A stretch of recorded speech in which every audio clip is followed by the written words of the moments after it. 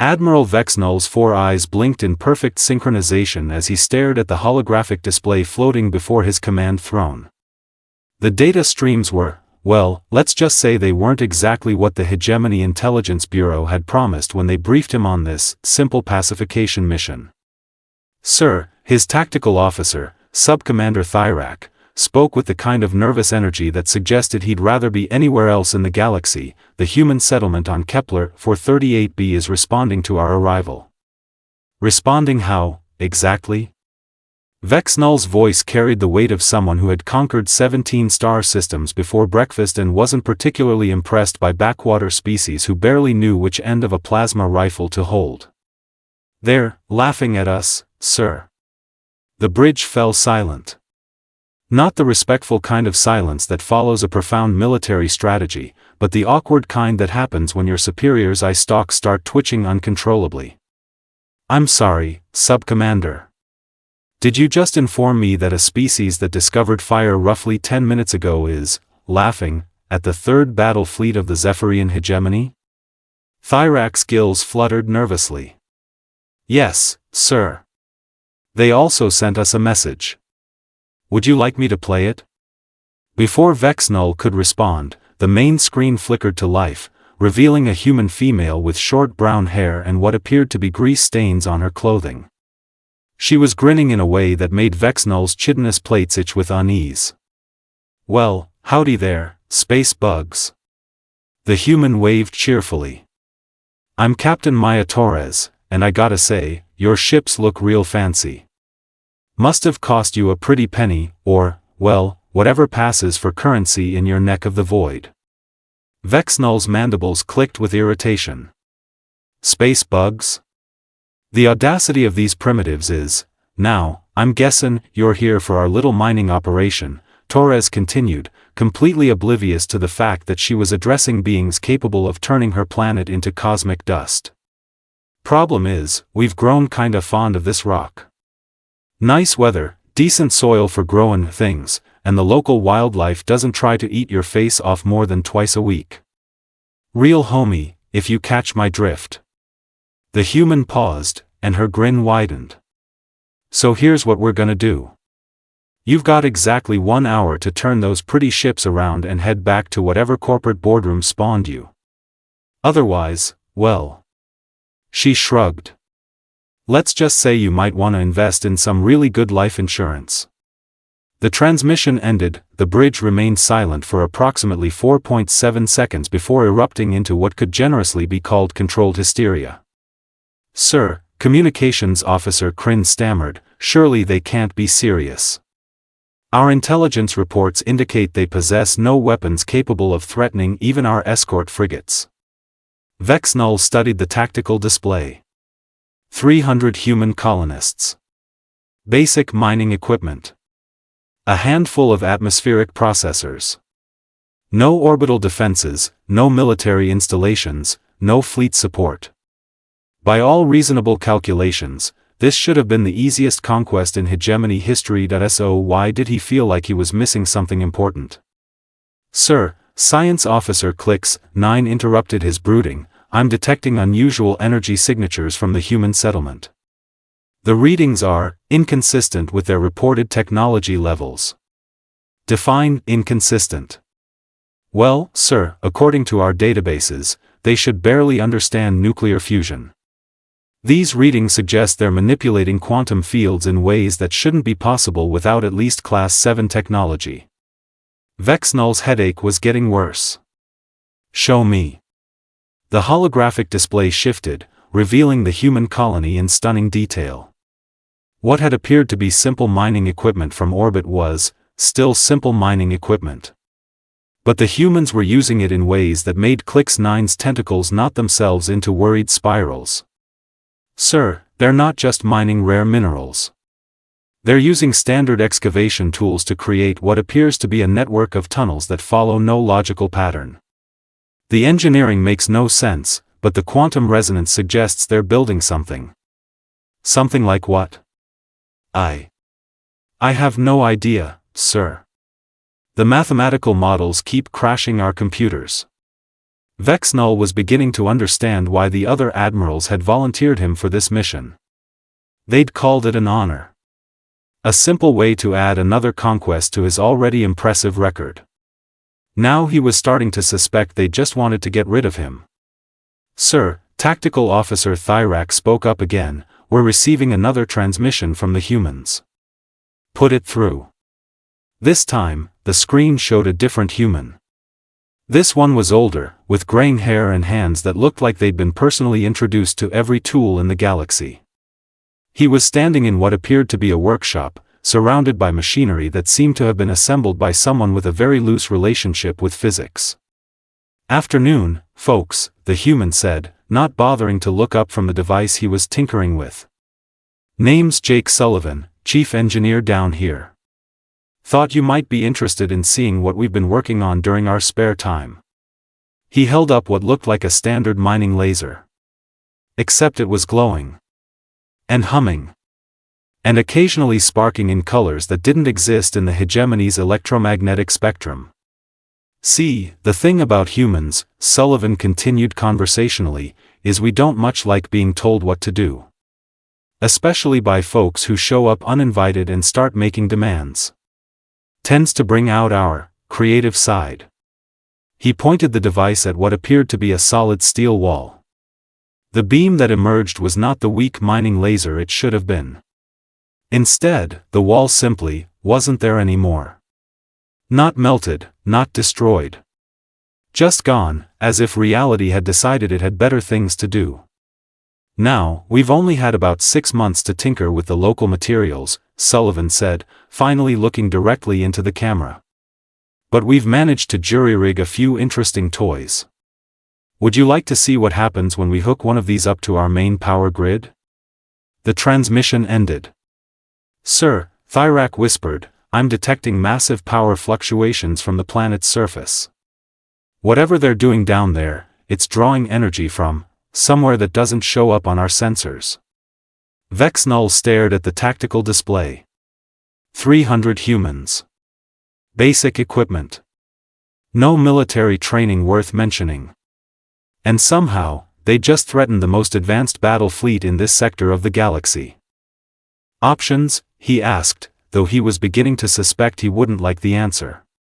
"We could attempt orbital bombardment," suggested Weapons Officer Zark Prime. "Though given the unknown nature of their defenses, we could attempt to negotiate," offered Diplomatic Attaché Ril 7. "Or," Communications Officer Kryn added quietly, "we could follow standard hegemony protocol and request reinforcements." Vex-Nul considered this. Requesting reinforcements for a battle against 300 primitives would effectively end his career. On the other hand, engaging an enemy whose capabilities you couldn't understand was the kind of mistake that ended careers even more permanently. "Sir," Science Officer Clicks 9 interrupted, "I'm picking up another transmission. This one's different." "How different?" "It's coming from 17 different locations simultaneously. And sir, some of those locations are inside our ship." The main screen flickered to life, showing not one human, but several, each appearing in a separate window. They were scattered throughout what was clearly the interior of his own flagship. "Well, hello there," said a cheerful voice. The speaker was a young human female with bright red hair and an expression of delighted curiosity.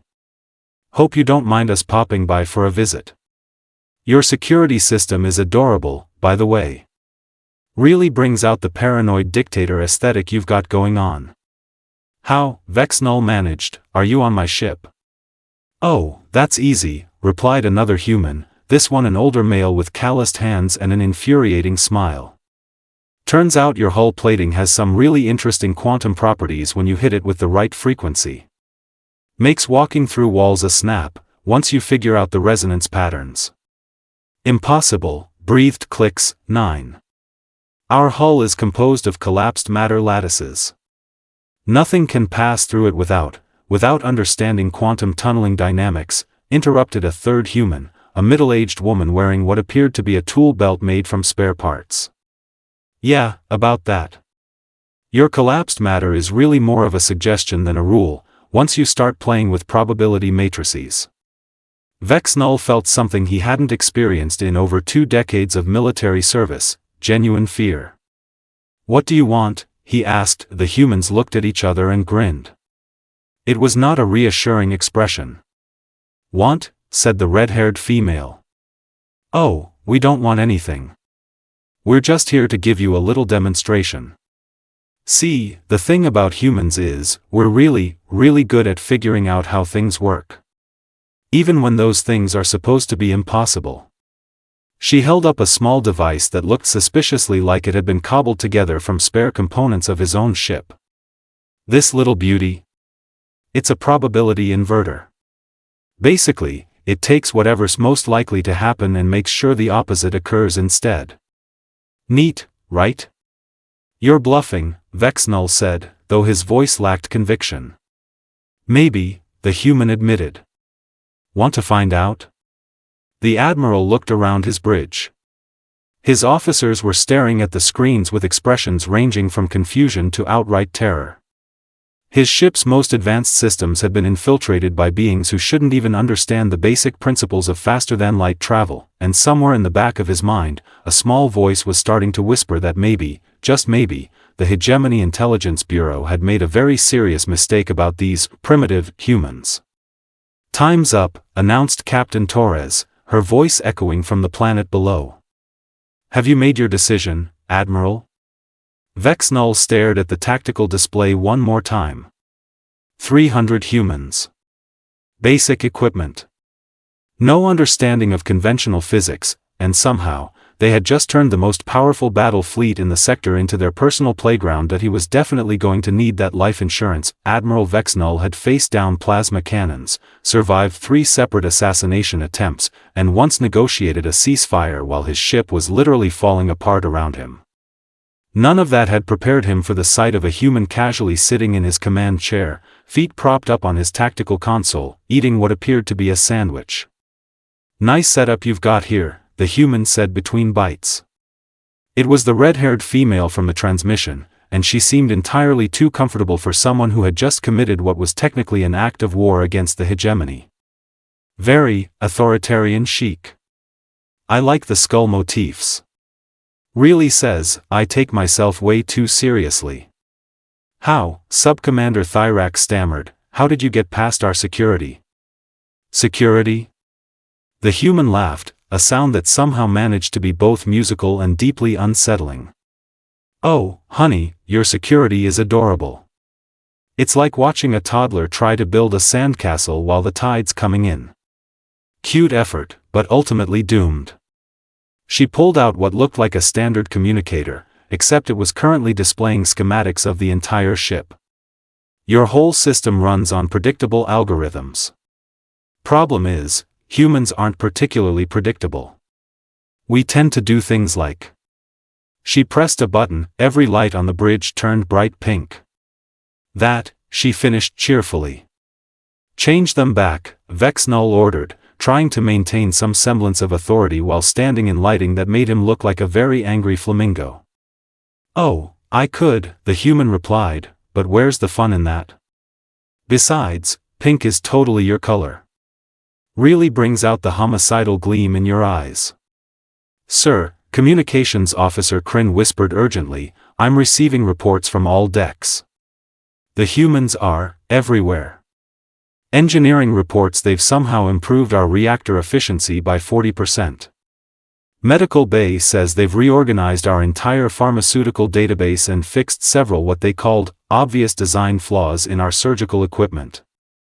And security, well, security is currently playing some kind of game with the humans involving what they call hide and seek." "They're playing games?" Vex-Nul's voice climbed several octaves. "Apparently, sir. The humans keep appearing in impossible locations, and our security teams keep trying to catch them." The humans seem to find this hilarious. A new voice crackled over the intercom, clearly human and deeply amused. "Hey, Admiral. This is Marcus Webb from Engineering. Just wanted to let you know we've made a few improvements to your ship. That reactor of yours was running way too hot, so we tweaked the containment fields. Also, your artificial gravity generator was making this really annoying humming sound, so we fixed that too. Hope you don't mind. Vex-Nul's eye stalks began twitching again. You improved our technology? Well, duh, came the cheerful response. Your engineers are smart and all, but they think too much inside the box. Sometimes you gotta think outside the box, around the box, and occasionally through the box using a dimension that doesn't technically exist yet. Science Officer Clicks 9 was frantically checking his instruments. Sir, he's not exaggerating.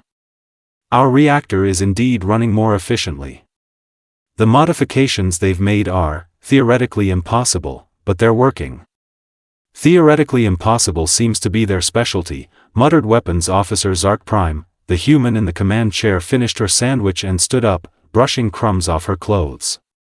Alright, Admiral, here's the deal. We've had our fun, proven our point, and frankly, we're getting a little bored. So here's what's gonna happen. She walked over to stand directly in front of Vex-Nul, completely unconcerned by the fact that he was twice her size and surrounded by armed guards. You're going to take your fancy fleet, point it toward whatever corner of space you crawled out of, and leave us alone. In exchange, we won't do anything embarrassing like, oh, I don't know, turn your entire armada into a traveling circus. You're threatening us? Vex-Nul couldn't quite believe what he was hearing. Threatening? Oh, no. That would imply we haven't already won. She pulled out a small device that looked like it had been assembled from kitchen utensils and spaceship parts. This little gadget? It's currently interfaced with every system on every ship in your fleet. One button press, and all your weapons start firing rainbow-colored sparkles instead of plasma bolts. Impossible, breathed Tactical Officer Thyrak. There's that word again, the human side. You know, for a species that's conquered half the galaxy, you sure do limit yourselves with what you think is possible. She pressed the button. Every weapon on every ship in the Third Battle Fleet simultaneously fired a stream of multicolored sparkles that spelled out, "Have a nice day," in 17 different languages, including 3 that hadn't been invented yet. The silence on the bridge was profound. How, Vex-Nul whispered, in the name of all the void-spawn demons of Zephyrian Prime, did you do that? Trade secret, the human replied with a wink. But I'll give you a hint, your weapon systems are really just fancy applications of directed energy physics. Once you understand that energy is basically just matter having a really good time, the rest is simple engineering. That makes no sense, Clicks 9 protested. Welcome to human logic, another voice said. Jake Sullivan materialized next to the main console, apparently having just walked through a solid wall. We don't really do sense the way you folks understand it. We do what works, and that's pretty cool. And hey, what happens if I try this? Your entire approach to technology is based on random experimentation? Vex-Nul asked, fascinated despite himself. Random? Sullivan looked offended. Admiral, there's nothing random about it. We follow a very precise scientific method. Try stuff, see what happens, try more stuff, blow something up accidentally, learn from the explosion, then try even more stuff. That's not how science works. Says who? The red-haired human grinned. Your science is all about understanding the universe. Our science is about making the universe do what we want, whether it likes it or not. Captain Torres' voice came through the communication system again. Admiral, I'm getting reports that your fleet is currently spelling out, "Humans are awesome," information. Was that intentional, or did our people get a little carried away with the ship modifications? Vex-Nul looked at his tactical display. Sure enough, his 300-ship armada was arranged in perfect letters, each vessel precisely positioned to create a message visible from several light-years away. Your people, he said slowly, have taken control of my entire fleet. Oh, not taken control, Torres corrected. More like, borrowed it for a few minutes. We'll give it back when you promise to play nice. And if we refuse? There was a pause. Then Torres' voice returned, but now it carried an edge that made Vex-Nul's chitinous plates rattle. "Admiral, we've been polite up to now because we generally prefer talking to shooting. But don't mistake our hospitality for weakness." The main screen flickered to life, showing the human colony. Except now, instead of simple mining equipment, the surface was covered with structures that hurt to look at directly. They seemed to exist in too many dimensions at once, following architectural principles that made Vex-Nul's brain itch. "You see," Torres continued, "we've been busy during the 6 months since we arrived. Busy learning about the local physics, the quantum substrate, the underlying mathematical structures that keep reality from falling apart. And we've made some interesting discoveries." One of the impossible structures began to glow. "For instance," Torres said conversationally, "did you know that if you apply the right frequency to a collapsed matter lattice, you can make it expand again? Really violently? Every ship in the Hegemony fleet began to vibrate. Or that quantum entanglement works both ways? Meaning if we're connected to your ships are connected to us. The vibration increased. Or that humans have this really annoying habit of survival, even when the universe is actively trying to kill them?" The red-haired human on the bridge was grinning again, but now it was the kind of grin that predators wore right before they decided to stop playing with their food. "Last chance, Admiral," Torres said. "Leave peacefully, and we'll even fix the sparkle thing. Stay, and we'll show you exactly how creative humans can get when we're properly motivated." Vex-Nul looked around his bridge. His officers were staring at him with expressions that clearly said they'd rather face a black hole than continue this engagement. His ship was under complete human control. His weapons were firing party decorations. And somewhere in the back of his mind, he was starting to understand why no one had ever heard from the previous expeditions to human-controlled space. They probably hadn't been destroyed. They'd probably been so thoroughly embarrassed that they'd changed their names and moved to the far side of the galaxy. "Communications," he said quietly, "open a channel to all ships." "Yes, sir."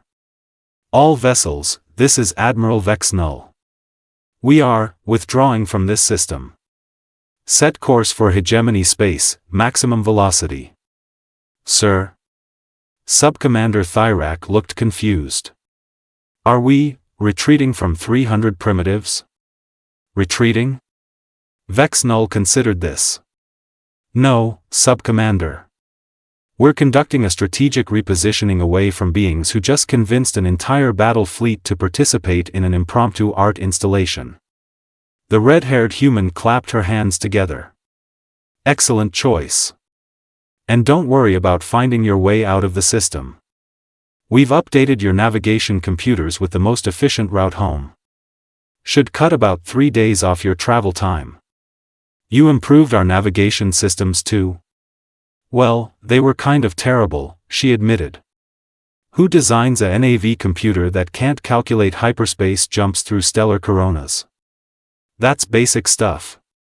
As the Hegemony fleet began its departure, the human walked toward what appeared to be a solid wall and paused. "Oh, and Admiral?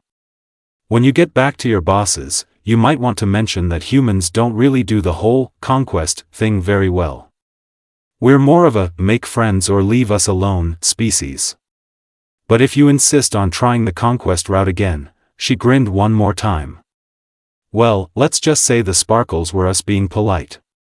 And with that, she stepped through the wall and vanished, leaving behind only the faint scent of ozone and the lingering impression that the third battle fleet of the Zephyrian Hegemony had just been thoroughly, completely, and utterly outmaneuvered by a species that had discovered fire approximately 10 minutes ago. As his flagship jumped to hyperspace, Admiral Vex-Nul made a mental note to update his resume and maybe look into career opportunities in a completely different galaxy, preferably one without humans.